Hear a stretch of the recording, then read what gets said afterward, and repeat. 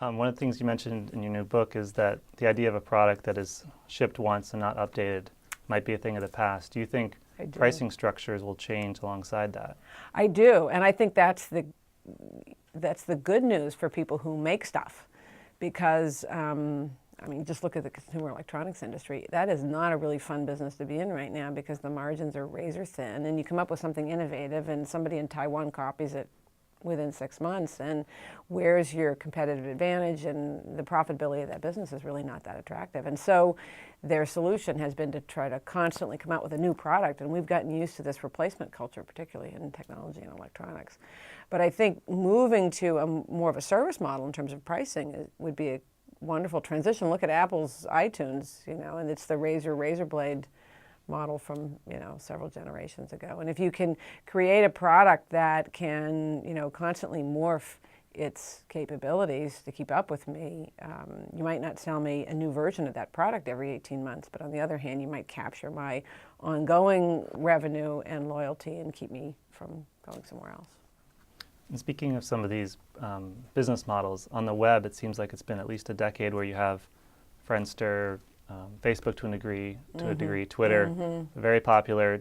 No one knows how to monetize them. Are you surprised that we're still this far along and people don't set out to build profit before size? Or do you think that new models, such as maybe a freemium that people have talked about, will replace the standard idea of you have to generate cash from the get-go? Yeah, I don't know. I would have thought before MySpace, having lived through, I was right at the coalface of the explosion of the internet, and having lived through that and the dot-com crash, and it was quite acute in the Boston area as it was in Northern California. Having lived through that, I would have predicted that we wouldn't have gone so quickly back to a day where we said, hey, we'll worry about how to make money later.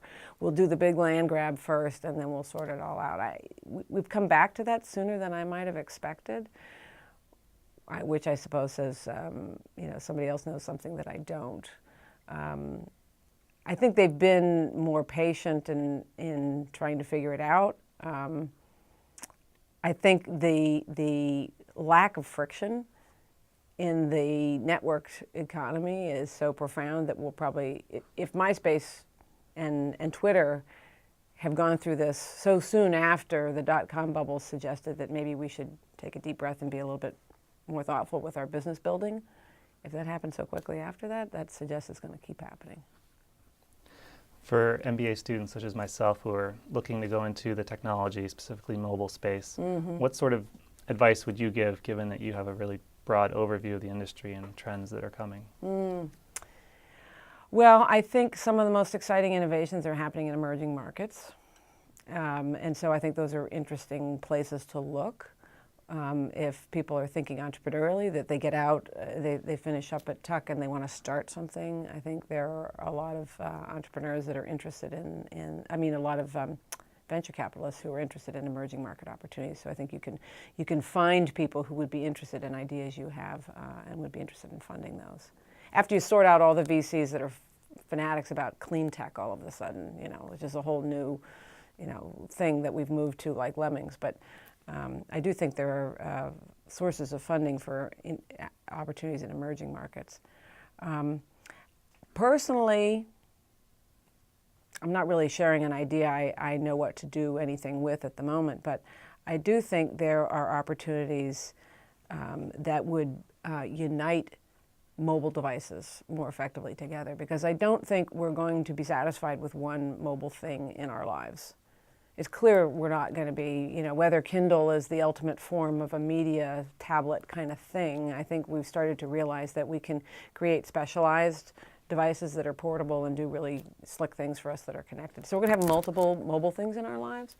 And so at that point, I start to wonder, how do those things conspire to be more useful to me because they know about each other and they know about each other's presence, and they, where the whole is greater than the sum of the parts. So I think there might be some interesting innovation opportunities above the mobile app or widget, which is a sort of, one small bullet thing, and above the device itself. So inarticulate, but those are my two thoughts: emerging markets and something that unifies mobile things. And for would-be entrepreneurs, you mentioned Boston, is one of the innovation hubs, as is Silicon Valley. Do you see that entrepreneurs who want to work in emerging markets will need to be based in an area full of VCs, or will there be more of a potential for people outside of those two hubs to get funding and to dive into those emerging markets?